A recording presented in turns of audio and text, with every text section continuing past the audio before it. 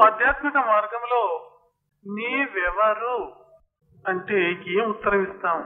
సామాన్యంగా నీవెవరు అంటే నేను రామప్ప, భీమప్ప, లక్ష్మమ్మ, సీతమ్మ ఇత్యాది ఉత్తరాలు ఇస్తాం మామూలు వ్యావహారికమైనటువంటి జీవితంలో. అయితే ఇక్కడ చూడండి, ఇంతమంది కూర్చున్నారు కదా, కొంపన్న గారు ఎవరు అంటే నేను అని అంటారు వాళ్ళు.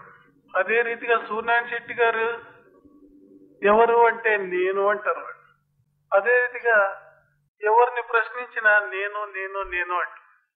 ఆ నేను అనే తత్వం ఏమి? అదే బ్రహ్మస్వరూపం అని అంటారు. మనిషి నిజంగా బ్రహ్మస్వరూపి, దైవాంశం తనలో నింపుకొని ఉన్నాడు.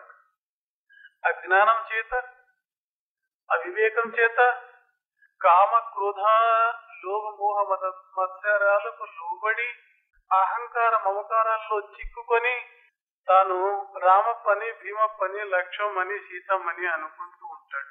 తాను జీవుడు అని తలుపొస్తూ ఉంటాడు. ఈ అన్ని చిక్కులను విడదీసుకుంటూ పోయిన తర్వాత వానికి తెలుస్తుంది తన నిజస్వరూపం ఏమి అని. అప్పుడు తాను బ్రహ్మస్వరూపి అని, తనకు మించినటువంటి చైతన్యం ప్రపంచంలో ఏదీ లేదని, దైవాంశ సంభూతుడు నేనని, నేనే దేవుడని అని అంటాడు. అప్పుడు అహం బ్రహ్మాస్మి అని అంటాడు. ఆ స్థానానికి అధిరోహించాలంటే మహాత్ముల యొక్క అనంతమైనటువంటి కృప ఆశీర్వాదాలు కలిగి ఉండాలి. నీవు బ్రహ్మస్వరూపి, నిజంగా బ్రహ్మస్వరూపి. దీనికి సరిగా అర్థం కాదు మీకు, ఇది చాలా లోతుగా ఉంది. ఒక చిన్న ఉపమానంతో దీన్ని విడదీసి చెప్పేదానికి ప్రయత్నం చేస్తాను. ఒక రాజుగారి భార్య అంటే రాణి, ఇద్దరు ఉన్నారు. రాజ్యాన్ని పరిపాలన చేస్తూ ఉన్నారు. చాలా సంతోషంగా ఉన్నారు. చాలా సంవత్సరాలకు సంతానం కలగలేదు. ఎవరో మహాత్మ యొక్క ఆశీర్వాదం చేత ఆమె లేక గర్భవతి అయింది. అందరూ ఆనందంగా ఉన్నారు. ఎక్కడ ఎక్కువ సుఖం ఉంటుందో అక్కడ దుఃఖం వచ్చి చేరుకుంటుంది. ఎక్కడ ఎక్కువ దుఃఖం ఉందో అక్కడ సుఖం వచ్చి చేరుకుంటుంది. ఇది ప్రకృతి సహజమైనటువంటి ధర్మం. ఇది వాళ్ళు ఆనందంగా ఉన్నారు. రాజు భార్య, దేశంలోని జనులంతా. ఆ దేశం మీద ఒక రాజు దండెత్తేదానికి ప్రయత్నం చేస్తున్నాడు. ఈ రాజును ఓడించి ఈ రాజ్యాన్ని కబళించాలి. దండెత్తి వచ్చేశాడు. ఈ రాజు చాలా గాబరా పడిపోయినాడు. సైన్యాన్ని పంపినాడు. సైన్యం అంతా ఓడిపోయింది. గెలిచేదానికి సాధ్యం కాదు. తాను యుద్ధ రంగానికి పోయినాడు. యుద్ధం చేసినాడు. ఇంకా సాధ్యం లేదు అని చెప్పి తాను తప్పించుకుని మరలా నగరానికి వచ్చినాడు. ఇక వేరే గత్యంతరం లేక తప్పించుకొని పారిపోదాము అని చెప్పి మంత్రులతో సమాలోచన జరిపి ఏం చేస్తామంటే, రాజా మీరు వెళ్ళిపోండి, రహస్య మార్గం ఉంది, రహస్య మార్గం నుంచి మీరు తప్పించుకుని పోండి, మా కథ ఎట్లయితే ఎట్లా కానీ విధి లేక గర్భవతి అయిన భార్యను పిలుచుకొని రహస్య మార్గం గుండా తాను వచ్చేసాడు. ఇక ఓడిపోయినారు. ఆ రాజ్యాన్ని ఆ రాజు స్వాధీనం చేసుకున్నాడు. తన అధికారాన్ని చెలాయిస్తున్నాడు. శత్రుశేషం ఉండకూడదు, రుణశేషం ఉండకూడదు అని ఒక నియమం.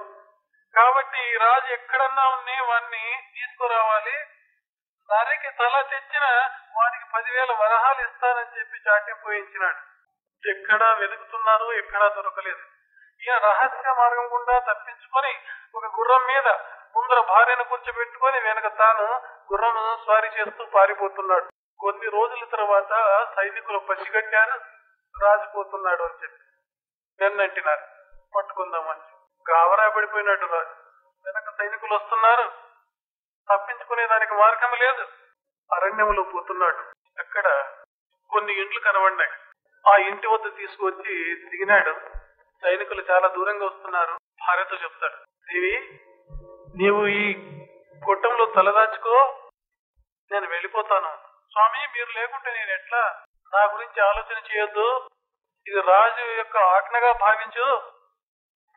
నీ కడుపులో పుట్టేది ఒకవేళ పుత్రుడే అయితే భవిష్యత్తులో వాడు పెద్దవాడై ఈ శత్రురాజును సంహారం చేసి ఈ రాజ్యాన్ని సుభిక్షంగా ఏలుకోవచ్చు.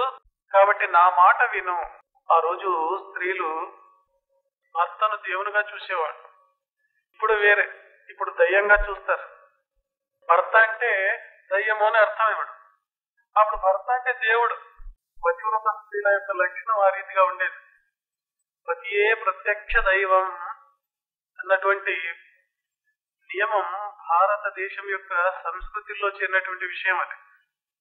అందుకే గండన పాద పూజ మాడే నమ్మవ్వ గండను ఎంబను మన దేవరవ్వ అని వెనకటి కాలంలో అంత భక్తి ప్రపత్తులతో నడుచుకుంటుంది. ఈ కాలంలో ఉన్నారు ఆడవాళ్ళు, అందరి గురించి అనడం లేదు, కొందరి గురించి. అందరికి మీకందరు కోపం వచ్చిన వాళ్ళు. గండన పాద పూజ బ్యాడేనమ్మవ్వ గండను ఎంబోనో మన దేవయ్యవ్వ. ఇంటికి దయం ఉన్నట్లాంటి మొగుడు కొంతమందికి.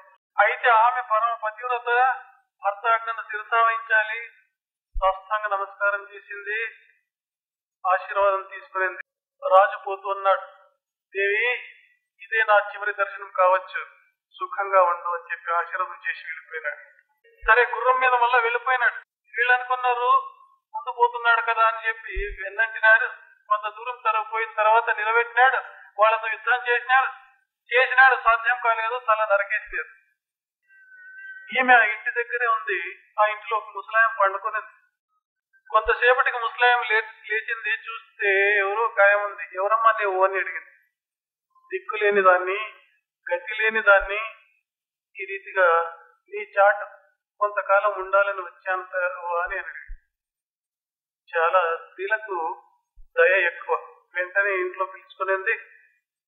అయ్యో నీవు గర్భవతిగా ఉన్నాయే అంటే అప్పుడే ఆమెకు ప్రసవ వేదన ప్రారంభమైంది, నొప్పులు ప్రారంభమైనాయి. ఆ రాత్రినే ఒక పిల్లోని కంటుంది. వేసి విచిత్రమైనటువంటిది, కాన్పోయిన తక్షణమే ఆమె చనిపోతుంది. ఇక్కడ రాజు చనిపోయా, అక్కడ రాజు భార్య చనిపోయా. ఆ పిల్లవాడిని ఆ ముసలాం తెచ్చుకుంటారు. ఇట్లే కొంతకాలం నడుస్తుంది. వాడు 10-12 సంవత్సరాల వయసుకు వస్తాడు. పిల్లవాళ్ళతో ఆడుకుంటూ ఉంటాడు. కోయ జాతి వాళ్ళలో చేరింటాడు. వాళ్ళంతా కోయ జాతి వాళ్ళు. ఈ మంత్రి ఉన్నాడే, మంత్రికి ఆలోచన ఎక్కువ. వాడు తలదాచుకుని ఉంటాడు. రాజు ఎక్కడ ఉండవచ్చు, రాజు భార్య ఎక్కడ ఉండవచ్చు, ఇంతసేపటికి కానుక అయి ఉంటుంది, పుత్రుడు పుట్టాడు, పుత్రిక పుట్టిందో అని చెప్పి రహస్యంగా వెతుకుతుంటాడు ఈ రాజు భార్య కోసం. ఎక్కడా దొరకరు. చివరకు ఆ కోయలు వాళ్ళు ఉండే ప్రాంతానికి వస్తాడు. ఈ పిల్లవాడు ఆడుకుంటూ ఉంటాడు, వీళ్ళని చూస్తాడు. వేరే కోయ పిల్లవాళ్ళు ఉంటారు, వాళ్ళని వీళ్ళని పోల్చి చూస్తాడు. ఇది రాజలక్షణం ఉంది వీని మొహంలో చూస్తాడు. ఈ పిల్లవాళ్లకు ఆ పిల్లవానికి ఆ తేజస్సులో వ్యత్యాసం ఉంది కదా, ఏమై ఉండొచ్చు ఈ రహస్యం అని చెప్పి, నాయనా నీ ఇల్లు ఎక్కడా అని అడుగుతాడు. చూడండి ఆ కొట్టమే నా ఇల్లు, అక్కడ మా అవ్వ ఉంది అని అంటాడు. సరే నాయనా పోదాం పదా అని చెప్పి అక్కడ తీసుకొస్తాడు. ఆ ముస్లాంని చూస్తాడు. అమ్మా ఈ పిల్లవాడు మీ పిల్లవాడేనా అని అడుగుతాడు. అవును నాయనా మా పిల్లవాడేనా, మనముడు వాడు. నిజం చెప్పు తల్లి, లక్షణాలు చూస్తే చాలా విచిత్రంగా ఉన్నాయి. రాజు తేజస్సు ఉట్టిపడుతూ ఉంది పిల్లవాని ముఖములో. నీవు చూస్తే నా మనవుడు అంటున్నావు, నాకు అనుమానం ఉంది. లేదు నాయనా నా మనవడే. ఆవిడ కథ అంతా చెప్తాడు. ఈ దేశాన్ని పరిపాలించే రాజు ఈ రీతిగా తప్పించుకొచ్చినాడు. రాజు భార్య గర్భవతిగా ఉండేది. నిజం చెప్పు తల్లి, దేశం కోసమైనా నిజం చెప్పు అని చెప్పి వేడుకుంటాడు. అప్పుడు ఆమె ఏడ్చుకుంటూ నిజం చెప్తుంది. ఒక గర్భవతి స్త్రీ వచ్చి ఉండే, ప్రసవ వేదనతో ఉండే. నేను ఆశ్రయం ఇస్తే ఆమె ఇక్కడే కాన్పు అయ్యింది, ఆమె చనిపోయింది. ఈ పిల్లవాడు యథార్థం తెలుస్తుంది. అప్పుడు అడుగుతాడు, అమ్మా ఈ పిల్లవాడిని నేను తీసుకుపోతాను, అన్ని విద్యల్లో ఆరితేరినటువంటి వాడినిగా తయారు చేయాలి. ఆ శత్రురాజుపై దండెత్తి మరలా రాజ్యాన్ని వీనికి అప్పగించే వరకు నాకు నిద్ర లేదు అని చెప్పి వేడుకుంటాడు. ఆమె సరే నాయన దేశం కోసం అయితే తీసుకుపోవు. ఆ పిల్లవాడిని పిలిస్తే లేదమ్మా అవ్వ నుంచి రాను అంటాడు. నయంగా వినయంగా భయంగా చెప్పి, నాయనా నువ్వు ఈ దేశాన్ని పరిపాలన చేసే రాజు యొక్క కుమారుడు, ఇప్పుడు రాజ్యార్హత నీకు ఉంది, నీవు కాబోయే రాజు నీవు అని అంటాడు. ఓ నాకు అదంతా తెలియదు, నేను విడిచిపెట్టి రాను అంటాడు. మా ఎవ్వ నిడిచి రాను అంటాడు. తర్వాత కొంతసేపు బాగా అనునయ వాక్యాలు చెప్పిన తర్వాత సరే వస్తాను అని అంటాడు. తీసుకుపోతాడు. అన్ని విద్యల్లో 4-5 సంవత్సరాలు తరబేదిస్తాడు. బాగా ఆరితేరుతాడు. ఆ రాజలక్షణము పుట్టినప్పటి నుంచి ఉంది. మహావీరుడైపోతాడు. సైన్యాన్ని వాళ్ళు చేర్చుకుంటారు, యుద్ధం ప్రకటిస్తారు. ఆ యుద్ధంలో ఆ రాజుని ఓడిస్తాడు, చంపేస్తాడు. ఆ రాజుని సింహాసనం తీసుకొని తీసుకుంటాడు.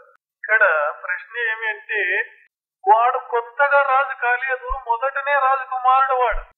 ఎందుకు వాడు రాజకుమారుడు అతనికి తెలుసుకోలేదు అంటే, అజ్ఞానం వల్ల ఆ కోయవాళ్ళ జాతిలో ఆ గుంపులో పెరిగినందువల్ల నేను వీళ్ళకి సంబంధమైనటువంటి వాడిని అని చెప్పి అజ్ఞానం వల్ల అనుకుంటున్నాడు. కానీ వాడు మొదటికే రాజకుమారుడు, వాడు కొత్తగా రాజకుమారుడు కాలేదు. వాని యొక్క రాజ్య లక్షణం, ఆ ఠీవిని, ఆ హోదాను తెలిపినటువంటి వాడు మంత్రి, వాడే గురు సమానమైనటువంటి వాడు.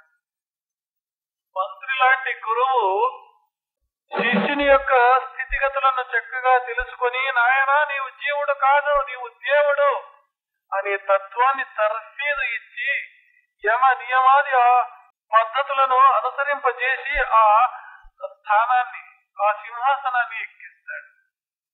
అదే మోక్ష సామ్రాజ్యం. ఇది ప్రతి ఒక్కరూ అనుభవించి తీరాలి. ఇప్పుడు కాకపోతే ముందు, ముందు కాకపోతే ఇక ముందైనా దీన్ని అనుభవంలోకి తీసుకురావలసిందే. అంతవరకు జన్మ తప్పదు.